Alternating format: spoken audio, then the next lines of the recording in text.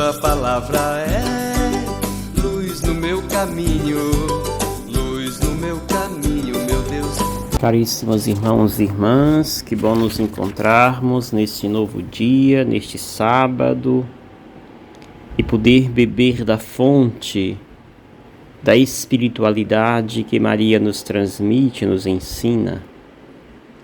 Por isso, busquemos como Maria viver na simplicidade daqueles que desejam e que vivem inseridos e imbuídos das bênçãos e das ações de Deus.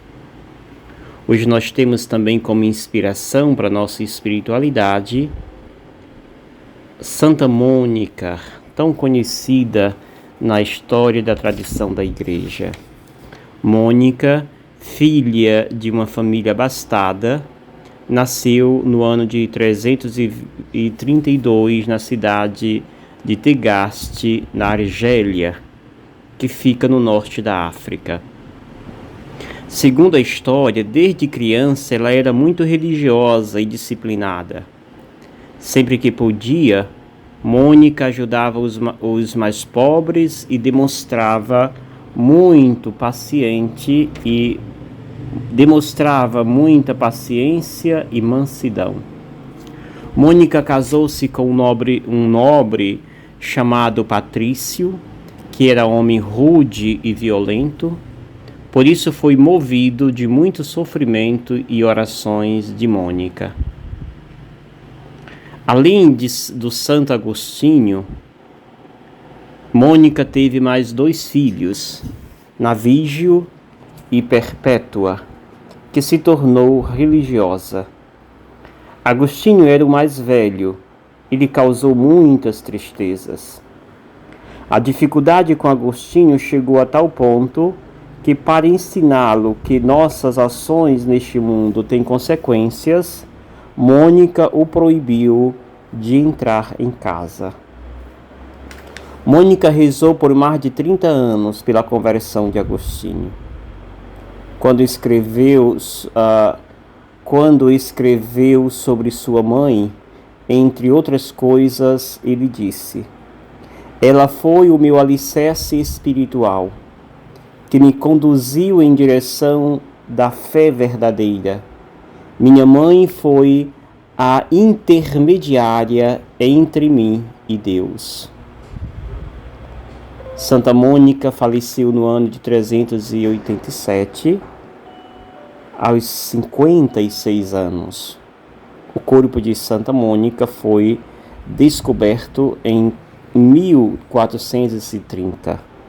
O Papa Martinho V transportou-o para Roma e depositou-o na igreja de Santo Agostinho. Ela foi canonizada pelo Papa Alexandre III, por ter sido a responsável pela conversão de Santo Agostinho, ensinado a fé cristã, a moral e a mansidão. Foi declarada padroeira das associações das mães cristãs. Santa Mônica, rogai por nós. O evangelho que hoje nos ajuda a refletir é Mateus capítulo 25, versículos 14 ao 30. Naquele tempo, disse Jesus aos seus discípulos esta parábola. Um homem ia viajar para o estrangeiro. Chamou seus empregados e lhe entregou seus bens. A um deu 5 talentos, a outro deu 2 e a outro deu 1. A cada qual de acordo com a sua capacidade. O empregado em seguida viajou. O empregado que havia recebido 5 talentos saiu logo, trabalhou com eles e lucrou outros 5. Do mesmo modo, o que havia recebido 2 lucrou outros 2. Mas aquele que havia recebido 1 só saiu, cavou um buraco na terra e escondeu o dinheiro do seu patrão. Depois de muito tempo, o patrão voltou e foi acertar contas com os empregados. O empregado que havia recebido 5 talentos entregou-lhes mais 5, dizendo: Senhor, tu me entregaste 5 talentos. Aqui estão mais 5 que lucrei. O patrão lhes disse: Muito bem, servo bom e fiel. Como foste fiel na administração de tão pouco, eu te confiarei muito mais. Vem participar da minha alegria. Chegou também o que havia recebido 2 talentos e disse: Senhor, tu me entregaste 2 talentos, aqui estão mais 2 que lucrei. O patrão lhe disse: Muito bem, servo bom e fiel. Como foste fiel na administração de tão pouco, eu te confiarei muito mais. Vem participar da minha alegria. Por fim, chegou também aquele que havia recebido um talento e disse: Senhor, sei que és um homem severo, pois colhes onde não plantaste, e ceifa onde não semeaste. Por isso fiquei com medo e escondi o teu talento no chão. Aqui tens o que te pertence. O patrão lhe respondeu: Servo mau e preguiçoso. Tu sabias que eu colho onde não plantei, e que ceifo onde não semeei. Então, devias ter depositado meu dinheiro no banco, para que, ao voltar, eu recebesse com juros o que me pertence. Em seguida, o patrão ordenou: Tirai dele o talento e dai-o àquele que tem 10, porque a todo aquele que tem será dado mais, e terá em abundância. Mas daquele que não tem, até o que tem lhe será tirado. Quanto a este servo inútil, jogai-o lá fora, na escuridão. Ali haverá choro e ranger de dentes. Palavra da salvação. Glória a vós, Senhor.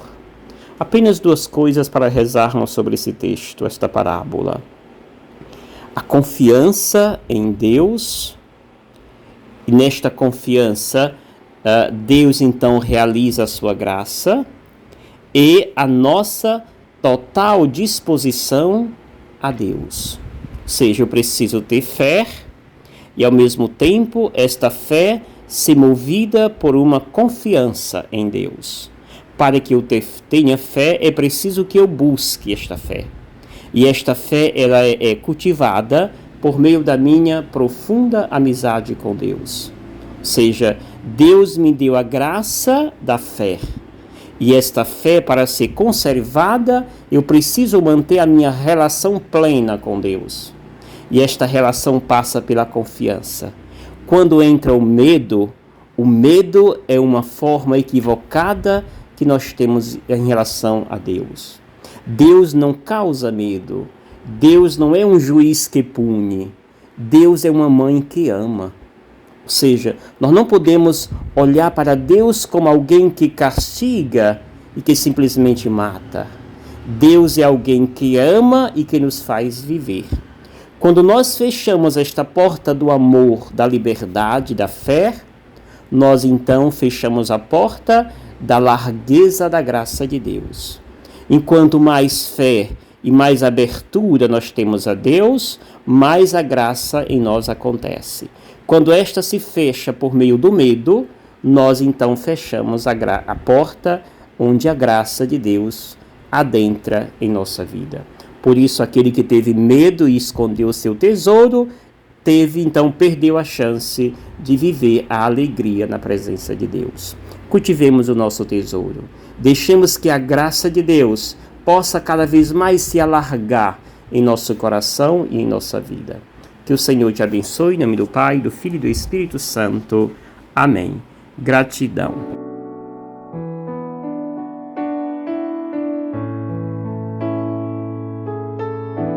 Obrigado, Senhor.